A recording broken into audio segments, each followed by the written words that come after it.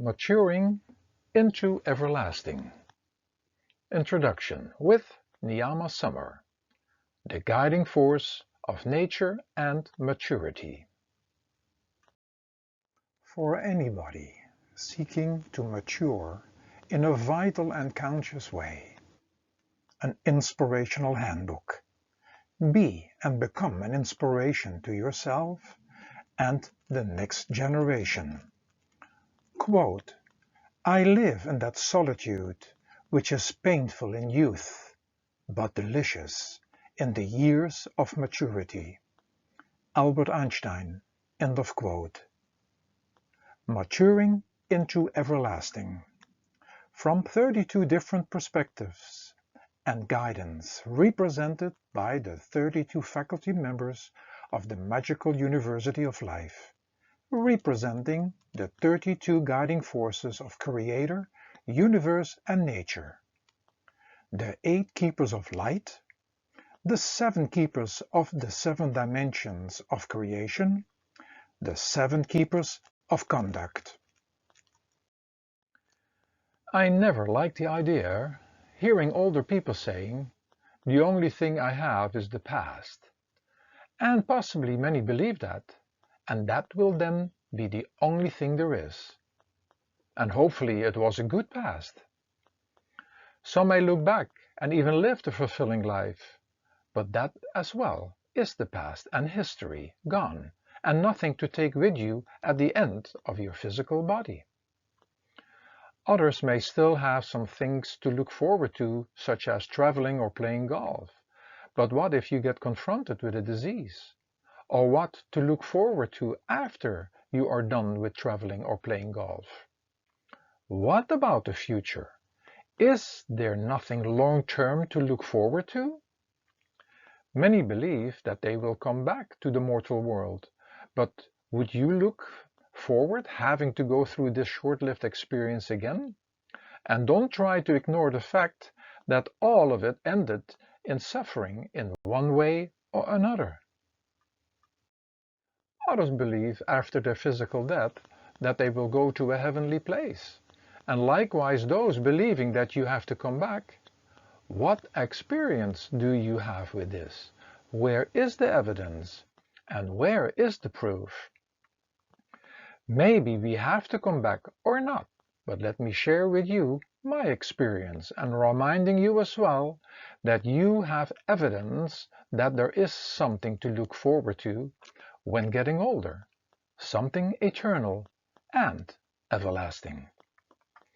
Let me start with the fact that everything created is created with an opposite. And a major fact to look at it is that there is life and an ending called death. Everything in the creation is subject to this, even planets and the creation itself. So, when there is something that is subject to dying, there must also be something that never dies, being the opposite. This something that never dies and thus everlasting has been given many names, such as the Source, infinite energy, the flame, the light, the Creator, the divine God, Allah, or in my world, Kandu. But this only in order to refer to it. This is thus one side of duality, and the opposite is the creation. It is thus evident that there is something mortal, and the opposite being something immortal. Fact number 2 is not to forget that the immortal, which is the energy source of life, must be inside everything in the creation, otherwise it couldn't exist. Without life, nothing can exist. This brings me to fact number 3, that everything we experience in the outside world is a reflection from within our own mind. Otherwise, we couldn't recognize it. It is thus as well evident that the everlasting, to use another name, must also be inside of us. Otherwise, we wouldn't exist, for it is the life source within us. Also this, and for reference only, has been given so many names, and I use the names Spirit, Soul, Real Self, Atman or Crystal Child of Light.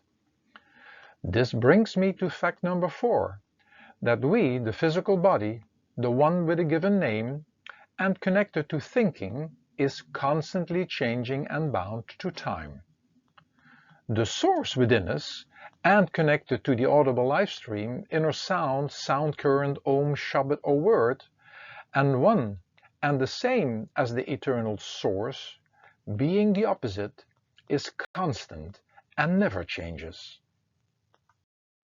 This brings me to fact number 5, that we, the immortal and thus limited, cannot comprehend or realize the immortal, but that something eternal inside of us is able to comprehend and realize this.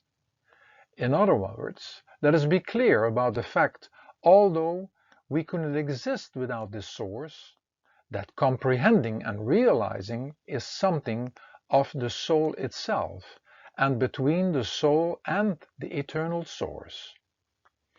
When we think and speak and believe, it stays part of the limited world of concepts and descriptions, and cannot be referred to as the truth but a truth, because everything can be interpreted in endless ways, and for that reason me, the limited me, the body and mind, will have to get out of the way, and this is fact number 6.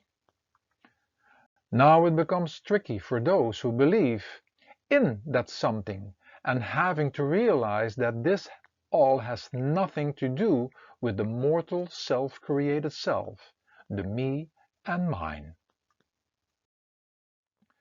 Now I come to fact number 7, and we having to admit that we, the limited, are not real and forever, constantly changing, created with opposites and bound to time, and thus a fantasy, an illusion, but that there is something real.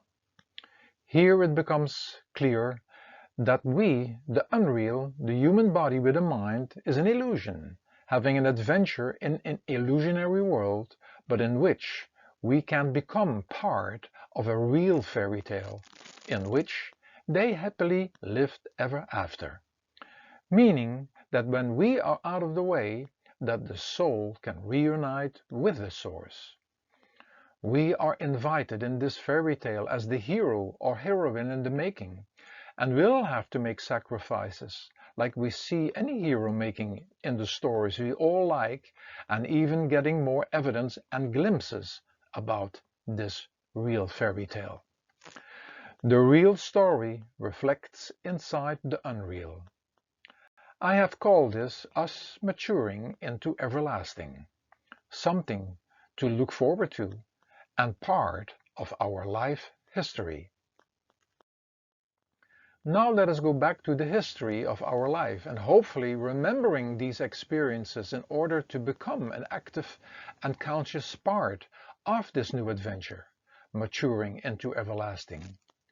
We are going to do this by going into my life story that took place in a fictional world and which is your life as well.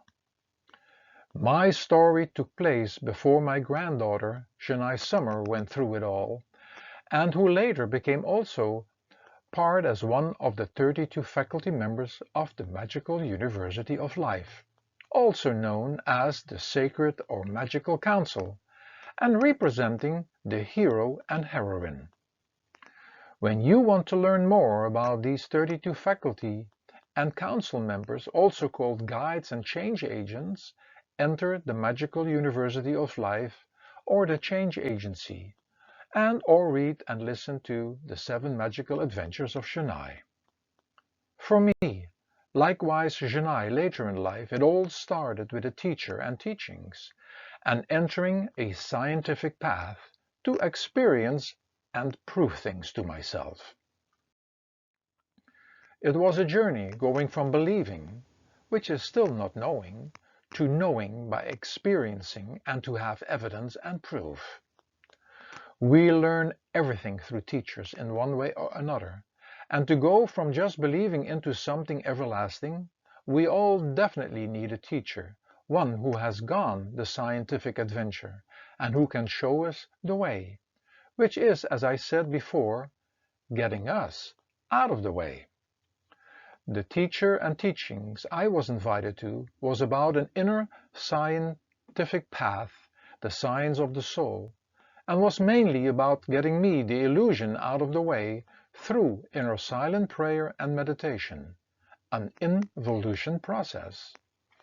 Simultaneously, I was going through an evolution process to become a conscious human being, and part of the involution process called the Basics of Life Science, which was about how to live and deal with everything in the illusion. I had to understand how the mortal body, the mortal mind and the mortal world was built, how it all functioned and was regulated. This adventure was connected to the magical University of Life and the 32 faculty members representing the building materials and the guiding forces of Creator, Universe and Nature, and of course a team of guiding archetypes. The two scientific paths changed my past and history for the future, but experienced this inside the two dimensions inside the moment, the illusion and the real. Let me give you a very fast overview how these faculty members being guiding forces assisted me and as well you in your life, in which you have experienced and have glimpses in regards the real and eternal, but without going deeper inside their representation and guidance that is to be found in every aspect of daily living. Me, Niyama Summer, was later in my life invited to become one of the 32 faculty members representing the guiding force of nature and maturity. We are never too old to learn, and this as well could be something to look forward to, getting older and having the time to learn or relearn, discover or rediscover, in addition to looking back at all the previews we had about that everlasting something, and to look forward to that something everlasting.